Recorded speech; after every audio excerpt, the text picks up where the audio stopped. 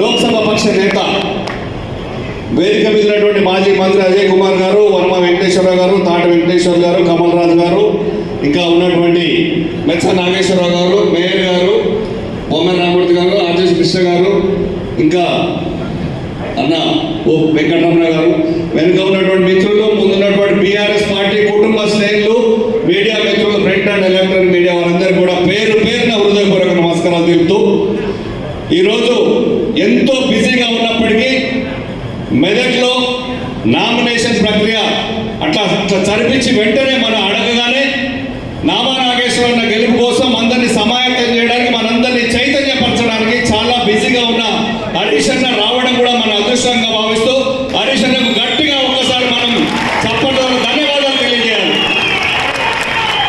ఇంకా ఒకటి ఏంటంటే, తెలంగాణ రాష్ట్రం సాధించుకున్న తర్వాత ఏ ఒక్క రోజు కూడా, ఏ ఒక్క సంవత్సరం కూడా కరువు అనేది లేకుండా బ్రహ్మాండంగా పాలించారు కేసీఆర్ గారు.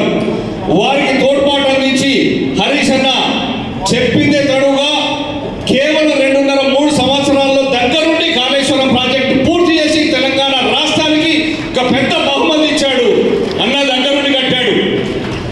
ఇంకా ఎన్నో ప్రాజెక్టులు తెలంగాణ ఆవిర్భావం కాగానే రైతులు సుఖంగా సంతోషంగా ఎట్లా ఉంటారు అని చెప్పేసి రాత్రి ప్రెస్ లో కేసీఆర్ గారు 4 గంటల్లో చెప్పారు. తెలంగాణ రాష్ట్రం మొత్తం కాంగ్రెస్ వాళ్ళు చెప్పే కళ్ళు బొల్లు కథలన్నిటి కూడా రాత్రే కౌంట్ డౌన్ స్టార్ట్ అయిన కాంగ్రెస్ పార్టీకి ఖచ్చితంగా కూడా మొత్తం సమాయత్తం చేశారు కేసీఆర్ గారు. ఈ రోజు రాత్రి చెప్పారు, ఈ రోజు బస్ యాత్ర స్టార్ట్ చేస్తున్నారు.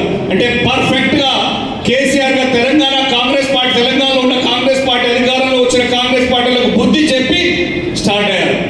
ఒకటే ఒక ఎగ్జాంపుల్ చెప్పాడు. 32 పనులు ఉంటే 2 పనులు ఉంటే 30 పనులు ఇరగొట్టమంటావా? డెంటల్ హాస్పిటల్ పోయి 2 పనులు రిపేర్ చేసుకొని మళ్ళీ తింటావా అని అడిగాడు. ఒక కాళేశ్వరం 2 పిల్లలు మునిగిపోతే నీళ్ళన్నీ వేస్ట్ గా పంపించే సముద్రం పాలు చేశారు. ఇప్పుడు కరువు ఎందుకు వచ్చింది? కాంగ్రెస్ పార్టీ తెచ్చింది కాబట్టి కరువు వచ్చింది.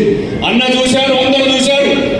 ఇప్పుడు కేసీఆర్ గారు రైతు బంధు, భారతదేశంలోనే లేని రైతు బంధు తెచ్చిపెట్టారు.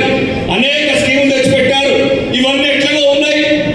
ఇక హామీలు ఇచ్చారు కాంగ్రెస్ పార్టీ. ఆ హామీలన్నీ కూడా ఆడవాళ్ళు కానీ మహిళలు కానీ అందరూ కళ్యాణ లక్ష్మి, తులం బంగారం అట్రాక్ట్ అయ్యి మోసపోయారు. మన ప్రజలంతా కాంగ్రెస్ పార్టీ తెచ్చి మన నెత్తి మీద కుంపట్లాగా పెట్టుకున్నారు. కానీ 100 రోజులు కూడా పట్టలేదు. బ్రహ్మాండంగా తిప్పి కొట్టడానికి తెలంగాణ రాష్ట్ర ప్రజానీకం సిద్ధంగా ఉంది. మనం చేయాల్సిందల్లా ఒకే ఒకటి, మనందరం కలిసికట్టుగా ఉండి పనిచేసుకోవడమే. ఓటర్లు సంసిద్ధులై ఉన్నారు. ఎక్కడ అనవసరంగా తెచ్చి పెట్టుకున్నామని చెప్పేసి ఏ ఒక్క స్కీమ్ ఇవ్వలేదు, రైతు బంధు పెంచలేదు, ఉన్న పెన్షన్ పెంచలేదు, ఏది ఇవ్వలేదు. ఇవన్నీ పెద్దలు చెప్తారు, నేను ఎక్కువగా చెప్పదలుచుకోలేదు. మనం ఒక్కటే, మనకు ఈ 17 పార్లమెంట్ నియోజకవర్గాలలో ముఖ్యంగా నామా నాగేశ్వరరావు గారు ప్రథమ ప్లేస్ లో ఉన్నారు. లోక్సభ పక్ష నేత, ఉమ్మడి ఆంధ్రప్రదేశ్ లోనే లోక్సభ పక్ష నేతగా ఉన్నారు. ఇప్పుడు కూడా